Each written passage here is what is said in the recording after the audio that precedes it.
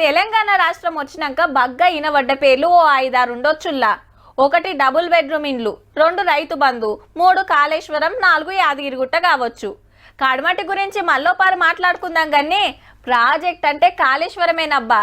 డిజైన్లు చేసిన కాంచెల్లి ఓపెనింగ్ అయ్యేదాకా, అటెనక పంప్ హౌస్ మునిగిన కాంచెల్లి పిల్లర్లు కుంగుడుదాకా ఆరానికి 4-5 మాటల వార్తలకు ఎక్కబట్టే.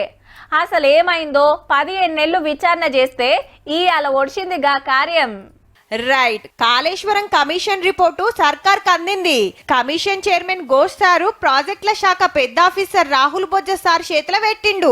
650 కమ్మలుంటే బందవస్తు శీలేసిండ్రు. ఈ సారు సీదా సచివాలయానికి పట్టుకుపోయిండు. రిపోర్ట్ ను క్యాబినెట్ ఓకే చేసినాక అసెంబ్లీలో పెట్టి చర్చ చేస్తారట.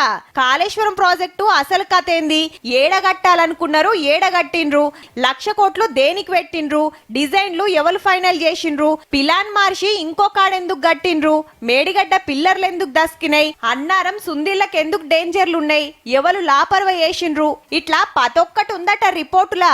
ఇంజనీర్లు, ఆఫీసర్లు ప్రాజెక్టుల గురించి తెలిసినోళ్లే కాదు, మీ మాట ఏందో చెప్పుండ్రని అప్పటి ముఖ్యమంత్రి సార్ను, ప్రాజెక్టుల మంత్రి సార్ను, పైసల మంత్రి సార్ను సుత పిలిచి వివరాలు తీసుకుంటే మొత్తం 115 మంది అయినరు. పెద్ద సార్ ఎట్లా చెప్తే గట్ల చేసినామని ఆఫీసర్లు, మాదేముంది అంత ఇంజనీర్లే నడిపించిండ్రని 3 లీడర్లు, ఆమ్దానికి మించి ఆస్తులు కమాయించిండ్రని 3 ఇంజనీర్లను అరెస్ట్ చేసి ఇండ్లల్ల దేవులాడితే 500 కోట్ల రూపాయల కాళేశ్వరం పంట వండింది.